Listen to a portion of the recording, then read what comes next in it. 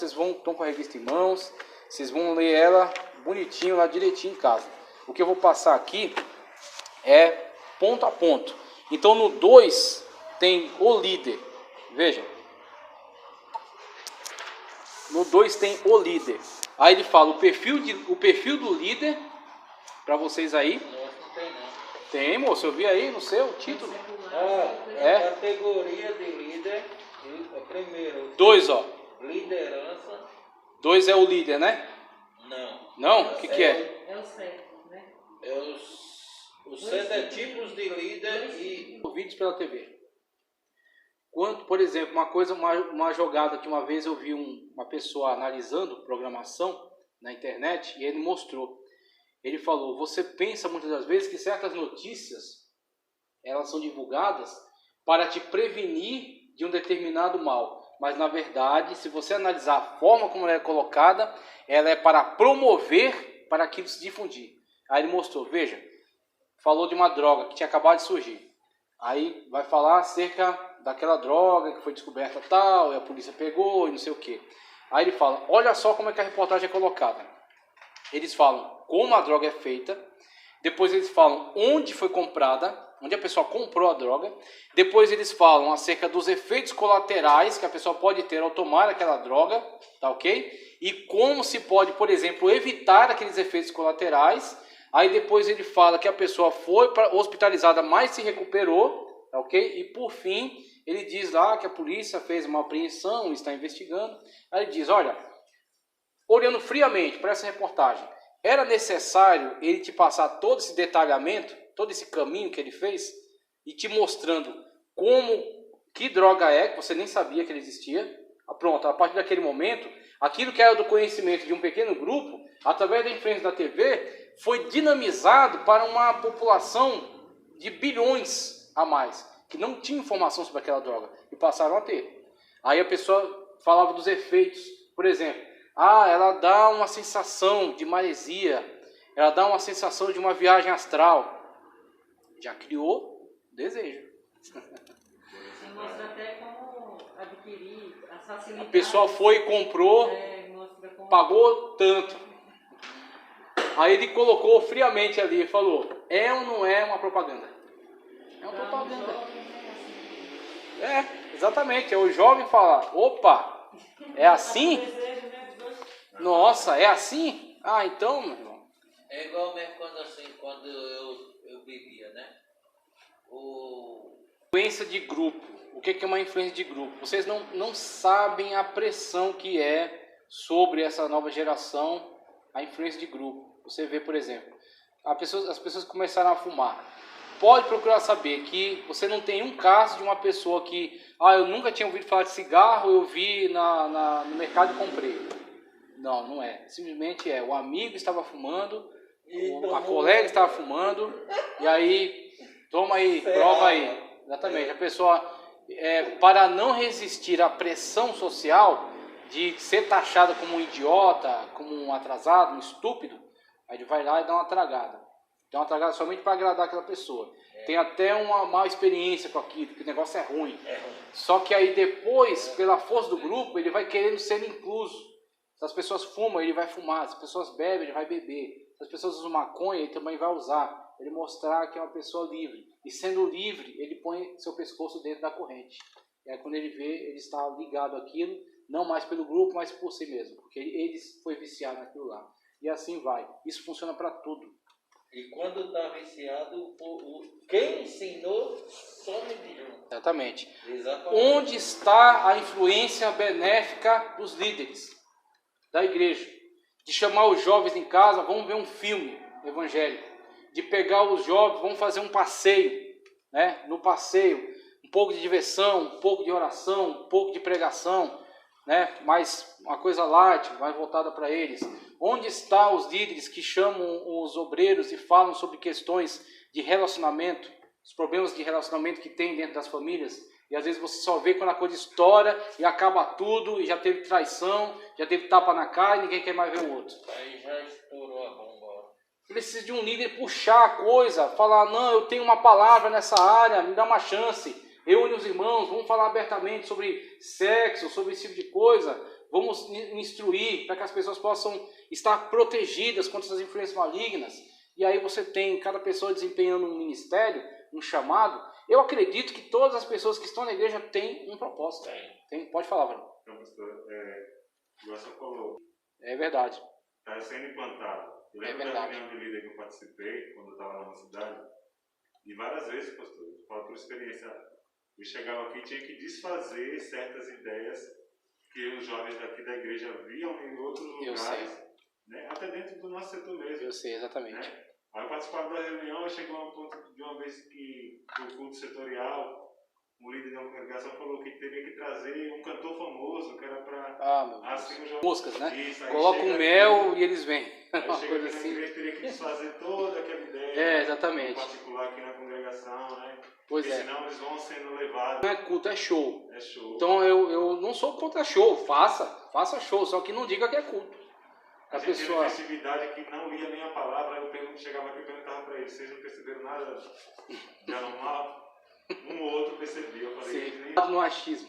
Não teve a Bíblia como fundamento. Então, e aí, mesmo? Sério, né? Muito sério mesmo. E quando você começa a instigar o que você está fazendo, você pergunta para eles, você tenta fazer eles perceberem. Porque o que acontece? Eles vão começar a analisar as situações, a ter um critério, exatamente. Olha, não está de acordo, está fora daquilo que a gente conhece como certo, né?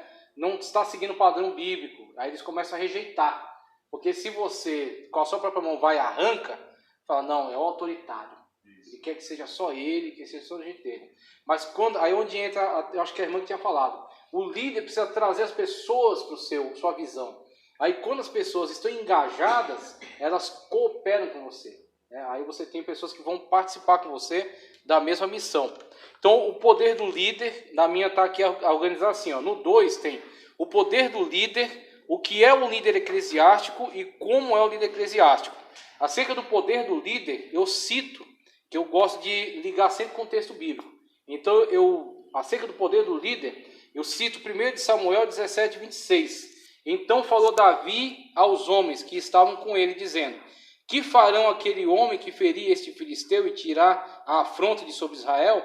Quem é, pois, este incircunciso filisteu para afrontar o exército do Deus vivo? 1 Samuel 17, 26. Quando Davi assim faz, o que ele está fazendo? Ele tem um problema que está diante dele.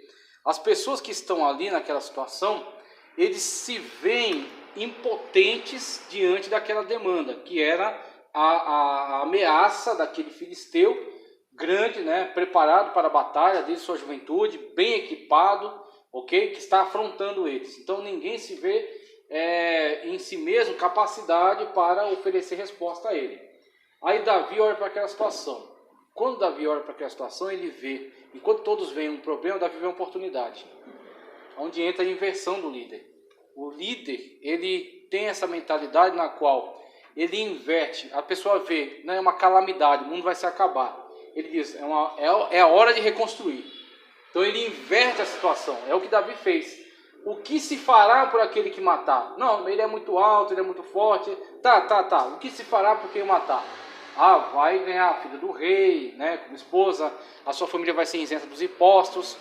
E aí, meu irmão, porque o líder, vejam, as coisas que a gente tem que fazer. Quando a gente começa a amadurecer, tem pessoas que são neófitas, não aguentam que você fale isso para elas. Mas quando você começa a amadurecer, você tem que compreender que existe, por exemplo, uma ambição que é positiva. Existe uma ambição que é positiva. Existe uma ambição que é negativa. Por exemplo, você não apenas quer conquistar, você quer que os outros não conquistem. Aí chama-se inveja. Você não quer que os outros tenham. Ou a pessoa tem, você vai comprar um maior, mais caro. Porque você quer mostrar que você é melhor que ela. Tá? Então, isso é extremamente baixo e negativo. Mas uma ambição positiva eu quero o melhor. Eu quero chegar até lá. Sem deixar de agradecer a Deus pelo que eu já tenho. A abastança, a suficiência. Então, eu agradeço a Deus pelo que eu tenho. Mas eu não estou acomodado, eu quero melhor, eu quero mais, eu quero seguir adiante. Então Davi, ele olhava para aquela situação na qual ninguém daqueles homens conseguia oferecer uma resposta, ele via, é a minha hora, é a minha vez. E aonde ele vai? Aquele homem afronta ele, só que o que ele faz? Ele redireciona a afronta dele para o Deus vivo, o Deus dos exércitos do Senhor. Ele fala, quem é o incircunciso filisteu que afronta o exército do Deus vivo? E aí, Golias vem até ele diz, tu vens contra mim com espada, escudo e lança. Eu, porém, vou contra ti em nome do Senhor dos Exércitos. Ele chama Deus para a briga. Ele fala, não é comigo, eu sou muito pouco para ele. Ele não está afrontando a mim, ele está afrontando o Senhor. Foi o mesmo que Ezequias fez em relação a Sinaqueribe. Pegou a carta e levou para o altar. Falou, isso aqui não é para mim não, isso aqui é para o Senhor, viu? Porque eu não sou. O Deus disso aqui não sou eu, é o Senhor. Ele está dizendo que o Senhor não vale nada. Aí onde Deus falou, eu vou meter um anzol no teu nariz. Por um caminho vieste, por 7 voltarás. E aí Deus entrou na causa. Por quê? Porque ele redirecionou. É onde o líder, ele precisa entender. Ele está lutando por uma causa que o maior interessado na vitória dela é Deus. Então ele tem que entrar de corpo e alma nesse negócio. E oferecer a Deus o quê? A sua vida como veículo da ação. Então o que ele vai ser? Ele vai ser veículo da ação de Deus. Mas quem vai agir é Deus. Não é através de, vamos dizer assim, apenas estratégias humanas, mas através de engajamento. Então você está engajado, você fala, eu vou pagar o preço que for preciso. É como Sadraque, Mesaque e Abednego. Ainda que Deus não nos livre da fornalha, mas a gente não adora. Se Deus quiser livrar, Deus livra, meu irmão. Agora se Deus não quiser livrar, que queime. Mas eu vou até o fim. É onde Cristo fala, aquele que tentar proteger a sua vida, que, vamos falar francamente, isso eu estou incluso. O que a gente mais tenta fazer hoje é proteger a nossa própria vida. E proteger a nossa própria posição, proteger a nossa própria reputação, ok? As pessoas dizem, por que não são operados mais milagres como eram com Pedro? Pedro passava e as pessoas colocadas ali, a sombra dele passava e eram curados. Vai entregar a tua vida como Pedro entregou. Vai servir a Deus como Pedro serviu. Ele estava pronto para viver e para morrer por Cristo. Então, meu irmão, quando você chegar a esse patamar, você vai ver as operações maravilhosas. Porque tem igrejas no campo missionário que estão vendo. Tem igrejas no campo missionário que estão vivendo uma situação de perseguição, é onde entra uma outra contradição. Você quer ver um período de maior destruição para a igreja? É o período de paz. A igreja não sabe lidar com o tempo de paz. Infelizmente. Está tudo tranquilo, né? Sabe onde é que eu li isso? Não é num livro lançado ano passado. Eu li isso em Eusébio de Cesareia, 400 da era cristã. Ele falava as mesmas coisas. Quando entra num tempo de paz, as igrejas começam a crescer, começam a disputar umas com as outras. Quando entra a perseguição, você tem uma limpeza do refúgio, ficam só os fiéis, eles se unem entre si e servem a Cristo. Agora, quando você tem prosperidade, começa a engrandecer, começa a engordar e começa a disputar uns com os outros. Davi é um líder. Então, Davi é um líder que, numa situação dessa, vê oportunidade. O que é um líder eclesiástico e como é o líder eclesiástico, eu leio Lucas 24, 27. E houve também entre eles contenda sobre qual deles parecia ser o maior. E é onde Cristo fala assim, e ele disse-lhes, os reis dos gentios dominam sobre eles, e os que têm autoridade sobre eles se chamam benfeitores. Mas não sereis vós assim. Antes o maior entre vós seja como o menor, e quem governa como quem serve. Pois qual é maior, quem está à mesa ou quem serve? Porventura não é quem está à mesa? Eu, porém, entre vós sou o que serve. Essa é a inversão. Então, quando você tem a mentalidade do líder mundano, porque lá fora também tem líderes, como a gente leu aqui acerca de alguns deles, a visão deles é subjugar. Então, subjugar por meio do diploma. Infelizmente, em algumas situações a gente vê isso começar a entrar no nosso meio, o que tem que ser rejeitado. A igreja não é academia de ciência, a igreja não é uma empresa, tá ok? A igreja é uma família. E numa família, muitas das vezes, não é o acadêmico que se destaca. Às vezes a pessoa sem formação, mas que luta pelo bem-estar de todos ali e assume então a posição de liderança. Então, muitas das vezes na igreja, você tem alguns equívocos, como por exemplo, de entender que uma pessoa, por ter formação acadêmica, automaticamente ela deva ser o líder. Isto é um equívoco. Muitas das vezes a pessoa, ela tem essa formação sim, e isso é ótimo, isso é maravilhoso. Todos têm que buscar isso. Só que não necessariamente ela é um líder. Não necessariamente ela tem a empatia de se colocar no lugar dos outros. Não ter empatia não é pecado. Agora, pecado é você não ter, por exemplo, você quebrar a comunhão com seu irmão. Agora, muitas das vezes você não tem a empatia a tal ponto de, vamos dizer assim, estar constantemente preocupado, estar constantemente atento. Muitas vezes você mergulha nas suas tarefas e você acaba falhando com essa questão. Agora, claro, uma vez que você percebe, você tem que corrigir. Mas, vez ou outra, você tem que novamente mexer nessa questão, porque você acaba deixando passar. Por quê? Porque você está lutando contra a sua natureza. Mas o líder nato, ele tem que ter empatia, ele tem que se colocar no lugar dos outros, ele tem que se preocupar com os outros. Então, uma pessoa, muitas vezes, mesmo que ela seja um grande acadêmico, mas ela não tem essa preocupação no sentido de orientar as pessoas, chegar até elas, buscar saber o que elas precisam, ajudá-las nas suas necessidades, muitas vezes ele tem um certo afastamento. E é onde você tem uma pessoa com alta formação, com alta erudição, com um belo discurso, mas que é ineficaz. Não status, né? Infelizmente. Status. Exatamente. A gente hoje busca o status. Infelizmente Status. a gente vê mais. Exatamente. Se fosse para o que a irmã falou, sim. a obra estava uma bênção, né? Sim. Todo mundo está se buscando a liderança para servir. Para servir, que é a inversão que Cristo faz aqui.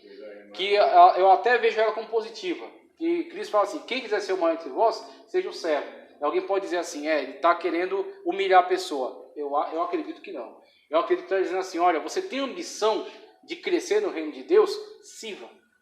Porque o que acontece? Quando Deus te der sabedoria, você vai pensar, para que serve a sabedoria? Para humilhar o irmão? Para mostrar que eu sei mais que ele? Para, de repente, contrariar ele e envergonhá-lo? Não, minha sabedoria serve para quando as pessoas necessitarem, eu conseguir ajudá-las a chegar ao conhecimento bíblico. Mostrar para elas, exatamente. Então, se Deus te der condições financeiras, para quê? Para você se afastar dos irmãos, você mostrar que tem mais poder? Não, mas para, na medida do possível, ajudar também aqueles que estão em minha volta. Para a bênção chegar até a mim e transbordar para os demais. Então, quando você tem a visão certa, e como Cristo coloca, você se põe como servo, mesmo Cristo te abençoando, mesmo Cristo te engrandecendo, a sua mentalidade é de serviço. Então você põe tudo à disposição, você põe tudo ao serviço. E aí é onde você consegue, não somente você crescer, mas você puxa os outros. Você leva os outros junto com você. Agora, quando você acumula para você mesmo, meu irmão, aí... Eu tinha um pastor que ele mesmo falava, irmão Carlos, para você começar, tem que ser... Verdade. Você, nem para eles te servir, você tem que servir o povo. É a causa, né? Exatamente. O importante é a causa, não é? A lição 3 aí de vocês, que eu vou... Até que hora? É até 10, né? Não, até 9h30. 9h30. Que é a liderança? Eu vou colocar aqui direto no meu comentário, vocês leem depois a apostila e tiram a dúvida com o pastor, tá? Mas ele coloca, a liderança é um dom inato ou é algo aprendido? Eu coloquei para vocês na tela, por isso que eu queria colocar ali, mas tem no celular, lá no grupo lá, é o 3, o que é liderança. Tem a imagem um estudo que foi feito antigo, claro que ele não é um estudo, vamos dizer assim, ele não é muito detalhado, tá? Ele não é aperfeiçoado, ele é antigo, mas ele é uma perspectiva já suficiente para nós aqui, porque a gente não é psicólogo, então... Tipos de líder. Tipos de líder, né? Liderança. No 3, né? No 4. No 4? Não, 4. Não, no capítulo 3 aqui, ó, no ponto 3 aqui que ele coloca, o que é liderança. No 3 tem conceito e definição de liderança. Então, o meu tá diferente. Eu vou seguir No pelo 9 meu. tem categorias de Sim. líder. Ele colocou no grupo lá. Então, eu vou seguir pelo meu, e aí vocês fazem a leitura de todo o capítulo 1 e tiram a dúvida com o pastor. Mas, ó, o que é liderança, que tem para mim aqui no 3? Liderança é um dom inato ou é algo aprendido? Aí eu trouxe essa questão aqui que eu coloquei no grupo, tá certo? Das imagens, das 4 categorias, né, vamos colocar assim, de tipos de personalidade. Você tem o sanguíneo, o colérico, o melancólico e o fleumático, tá? Então são tipos diferentes de personalidade. Então, para o sanguíneo, você tem algumas qualidades e alguns defeitos, bem como para os demais. Para o sanguíneo, por exemplo, você tem comunicativo, destacado, entusiasta, afável, simpático, bom companheiro, compreensivo e crédulo. Agora, como os defeitos do sanguíneo: pusilânime, volúvel, indisciplinado, impulsivo, inseguro, egocêntrico, barulhento, exagerado e medroso. Então temos aí qualidades e defeitos para o sanguíneo e para os demais. Você pode puxar no grupo lá que você vai ver, você lê. Então, quando ele coloca aqui, dentro dessas qualidades, né, dentro dessas características aqui, desses tipos, né, o sanguíneo, colérico, melancólico e fleumático, ele diz que o colérico, ele é tipicamente favorável ao líder. Aí você tem o colérico, ó, enérgico, resoluto, independente, otimista, eficiente, decidido, líder e audacioso. Então, o colérico, de uma forma inata, ele tem essas características favoráveis à liderança. Por ele ter, vamos dizer assim, a tomada de decisão. Ele não esperar pelos outros, mas ele querer tomar a frente. E a gente analisando basicamente, por alto, né, alguns personagens bíblicos, a gente pode ver até em Pedro características, né, dessa pessoa colérica. A gente vê, por exemplo, em João, talvez, o sanguíneo, né? Em Paulo, talvez, o fleumático. Então, aquela pessoa que negocia mais, é calmo, apesar que em alguns momentos Paulo se irava também, né? E aí, quando você analisa essas coisas, você vai ver, para uma pessoa que tem essa característica, né, de ser colérico, ele vai ter, vamos dizer assim, por ele sempre querer tomar a voz, por ele sempre querer dar opinião, por ele sempre querer estar à frente, tá ok? Ele pode até ser visto pelos demais como líder nato. Então isso seria como que inato para ele.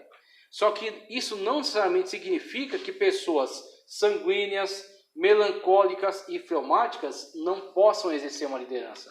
Só que aí você vai ter necessariamente um trabalho que elas precisam fazer, que elas precisam se dispor, tá certo? Para que sejam preparadas e assumam então o seu papel. Então se coloquem, né, de modo que possam servir a Deus liderando. Muitas vezes liderar não é liderar uma igreja com 1000 membros. Liderar é liderar na sua casa. É liderar no sentido de influenciar beneficamente um conhecido. Pronto, você é o líder dele. Você é o líder de uma pessoa. Ué, e aí, você é o líder dele. Uma alma vale mais que o mundo inteiro. Você fez um bom trabalho ou não fez? Então, quando a gente fala de líder, a gente abre o leque aqui. A gente coloca que todas as pessoas, uma vez que servem a Cristo, elas são chamadas para, de certa forma, influenciar beneficamente. Porque o ide por todo mundo e pregar o evangelho a toda criatura é um chamado para ser influenciador. É um chamado, de fato, para influenciar pessoas beneficamente. Então, você tem essas duas características. O inato, aquele que tem essas características, né, é um colérico. Agora, você tem para os outros também uma questão de aprender para servir. Aprender para trabalhar no reino de Deus. Aí eu citei aqui Lucas 6, 12 ao 18, que é o chamado de Cristo. Quando Cristo chamou aqueles apóstolos, eles tinham diferentes características. Diferentes. Só que mesmo assim, todos eles foram enviados como ganhadores de almas. Então, nas características peculiares deles, eles têm qualidades, tá certo? Que podem ser empregadas no reino de Deus. Então, muitas vezes a pessoa não consegue ouvir um colérico, porque ele é muito enérgico. Ele fala de uma forma muito enfática, ok? O colérico tem que se controlar para não ser estúpido. Então, ele tem que se moldar, para controlar a sua energia. Mas a pessoa consegue ouvir um melancólico, que tem um discurso mais introspectivo, filosófico, profundo. E aí ele ouve melhor. Então, todos são úteis no reino de Deus. Todos são ferramentas. No 4 aqui, ó, 2 tipos de líderes, o eclesiástico e o secular. O que eu coloquei para vocês? Uma lista de pessoas bem-sucedidas, tá ok? E coloquei aqui um texto também de Timóteo 4, 6 ao 16, onde Paulo conclama Timóteo a estar juntamente com ele empenhado nessa obra, no trabalho. Então coloquei esses 2 exemplos aqui para vocês. Por quê? Um líder, tá certo, no sentido secular, não necessariamente está engajado num propósito de crescimento das pessoas, num propósito de desenvolvimento das pessoas, mas ele está muitas vezes engajado num propósito totalmente egoístico, de se beneficiar com elas, até de usá-las, muitas das vezes. E a sua moeda de troca, o que é? Dinheiro, a fama, né? Coisas que as pessoas têm interesse. Então, existe essa troca, essa reciprocidade. Agora, no líder eclesiástico, aquele que foi chamado por Cristo, ele necessariamente vai ter um pouco mais de trabalho e dificuldade. Primeiro, porque o objetivo não é ganhar para si. O objetivo é conduzir a Cristo. Tá, ok? Então ele é um veículo através do qual ele, liderando aquelas pessoas, apresenta elas a Cristo. Tá certo? Como negociando talentos. Cristo entrega os talentos e ele, como recompensa, né, negocia, ou seja, lidera, trabalha, serve, exerce o ministério. Não enterra, não, né? E não enterra, põe em prática. E aí apresenta Cristo. Então, aí onde entra aquilo que a irmã falou, eu coloquei até aqui, eu citei isso aí. Um líder secular trabalha com moeda de troca. Um líder eclesiástico trabalha com engajamento. Então ele vai ter um pouco de mais trabalho, que ele vai ter que despertar a mente das pessoas, vai ter que quebrar essa resistência que existe na atualidade, esse ceticismo que existe na atualidade. Ele vai ter que quebrar essa barreira para que as pessoas se vejam engajadas nos mesmos propósitos que você está. Ou então você vai ter que pagá-las. E aí onde entra aquilo que o irmão acabou de alertar aqui. As pessoas são pagas não só com dinheiro, às vezes elas são pagas com entretenimento. Só que uma pessoa que veio até a igreja atendendo ao chamado de um entretenimento, ele vai vir para adorar a Deus? Ele veio porque veio a Chile Cavalhais, veio o Márcio Nascimento, veio o Thales Roberto, veio os outros cantores que tem aí grandes, famosos, ou porque veio o pregador Napoleão Falcão, o Abílio Santana, outros lá que tem, grandes. Então o que acontece? Não estou falando contra essas pessoas, estou dizendo que muitas vezes as pessoas são usadas como chamariz, como moeda de troca. Eu vou trazer tal pessoa porque aí vocês vão vir até aqui para ver essa pessoa. Então eles não vieram para adorar a Deus, eles vieram para ver essa pessoa. E algumas até vieram para adorar aquela pessoa. Aí é grave, é gravíssimo. Aí virou uma idolatria, na verdade, né? Sim, as qualidades pessoais de todo líder deve possuir. Eu citei 2 textos. Um de João, tá certo? Quando Cristo lava os pés dos discípulos. E outro de Mateus, quando o Senhor Jesus Cristo, ele fala acerca dos discípulos, não chameis ninguém de mestre. Tá certo? Porque você tem só um mestre que é o Senhor, que é Jesus Cristo. Nesses 2 textos, você tem, através do entendimento deles, a completude da ideia do líder. O líder serve. Por que o líder serve? Porque o líder quer se colocar como exemplo, referência. Então, quando ele se põe a serviço, ele está passando para os outros a mensagem. A mensagem, veja Tiago, né? Mostra-me a tua fé, mostra-me a tua fé sem obras, que eu te mostrarei a minha fé pelas obras. E aí, essa fé sem obras é teórica. E se teórica, ela não pode ser mostrada. Ok? Ela é metafísica. Ela não pode ser colocada em plano prático. Então, alguém diz que tem fé.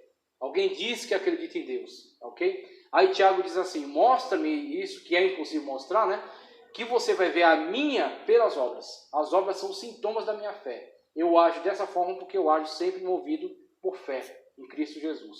E aí você vê o contraste.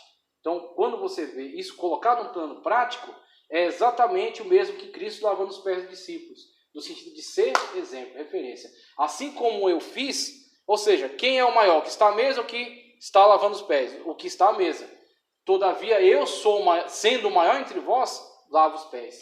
Então, quando você coloca isso, você tem a referência máxima do que é a liderança. Ah, mas fulano não é assim. Ah, mas Beltrano não é assim. Ah, mas... Meu irmão, eu não tenho compromisso com eles. Eu tenho compromisso com o nosso paradigma, que é Cristo. Então, a referência é Ele. Então, através disso, você revoluciona. Você pega uma igreja que às vezes saiu dos trilhos e está começando a entrar por um engrandecimento humano e antropocêntrico, e por você agir em contradição a ele, olha só, parece até o negócio lá da Revolução Pacífica de Mahatma Gandhi, né? Quando você fala disso aí. Só para citar alguns exemplos seculares. Uma revolução sem quebra-pau, uma revolução sem briga, sem armas. É uma revolução no sentido de colocar o exemplo de Cristo como exemplo máximo e viver por ele. E influenciar as pessoas através dele. E agora, tanto você tem o líder que serve, como o líder que sabe qual é o seu papel, que é onde Cristo diz, não chame ninguém de mestre, porque o mestre sou eu. Olhando somente para essa frase, recortando ela do contexto, parece algo arrogante. Só que isso só seria arrogante se ele não fosse, de fato, o mestre. Que a arrogância é, você está fazendo parecer algo que você não é. Agora, e se você é, de fato? Aí, meu irmão, você está falando uma verdade, que é onde Cristo é. Só Ele pode dizer isso.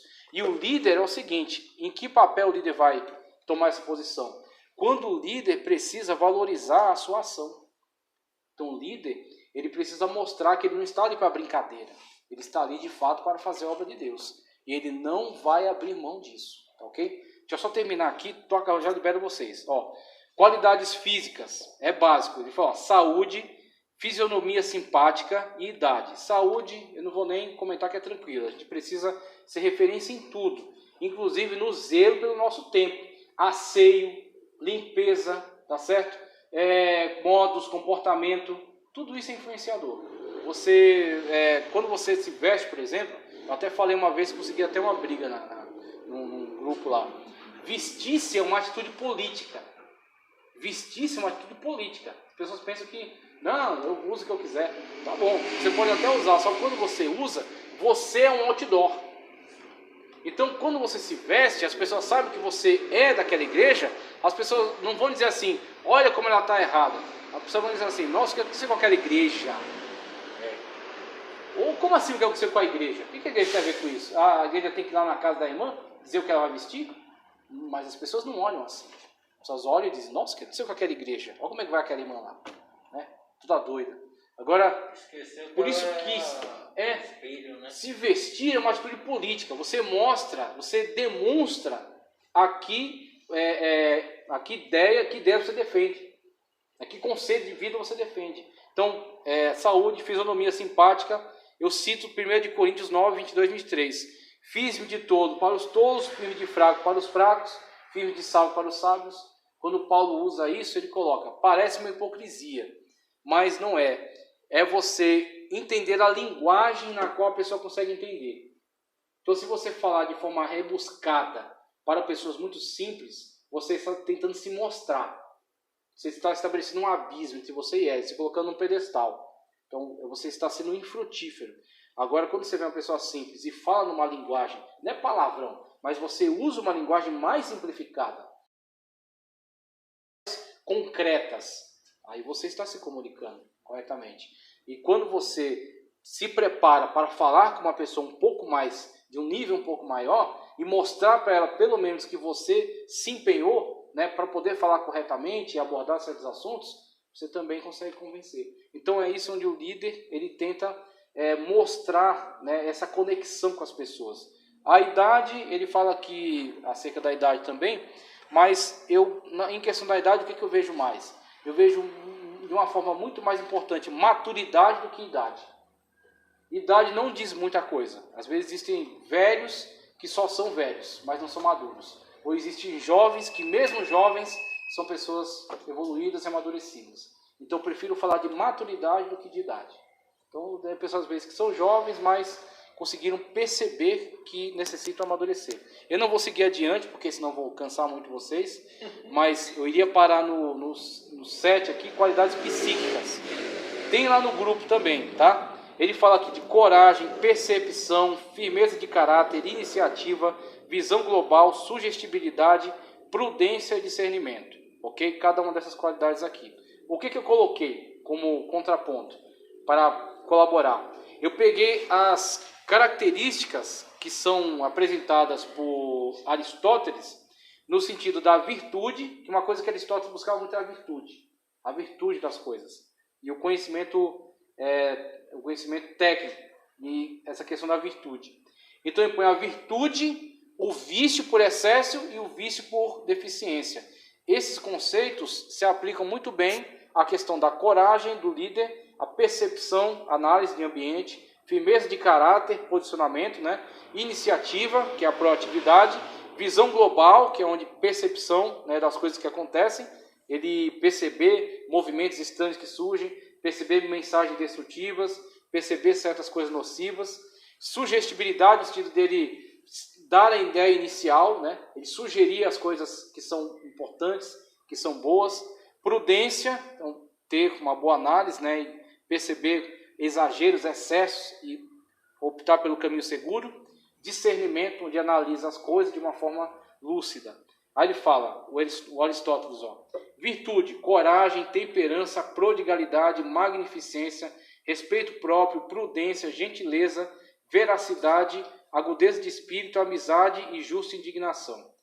Vício por excesso, temeridade, libertinagem, esbanjamento, vulgaridade, vaidade, ambição, irascibilidade, orgulho, zombaria, condescendência e inveja. Vício por deficiência, covardia, insensibilidade, avareza, vileza, modéstia, moleza, indiferença, descrédito próprio. Enquanto ali tem veracidade, no excesso tem orgulho, aqui tem descrédito próprio. Rusticidade, enfado e malevolência. Tá? Então, tem essas questões colocadas aqui. Eu não consegui chegar ao final, mas na verdade, você vê a complicação. A minha apostila está organizada de outra forma. Então, a minha não bate com a de vocês. Então, o que acontece? Vocês pedem para o pastor, somente juntamente com o mesmo viés de vocês, dar uma passada rápida, né? Mas pode tocar para o ponto 2. É só vocês lerem direitinho. Lê direitinho em casa, tá? Lê com dedicação, porque aí chegando aqui ele não precisa ficar muito em cima do ponto 1. Tá ok? Mas a minha apostila está totalmente diferente da de vocês no sentido da organização. O conteúdo é o mesmo, mas ele redividiu de outra forma. Então vamos encerrar por aqui. Eu agradeço a paciência de vocês. Acabei me estendendo. Mas é porque eu fiquei naquela de que ia até às 10. Eu pensei que ia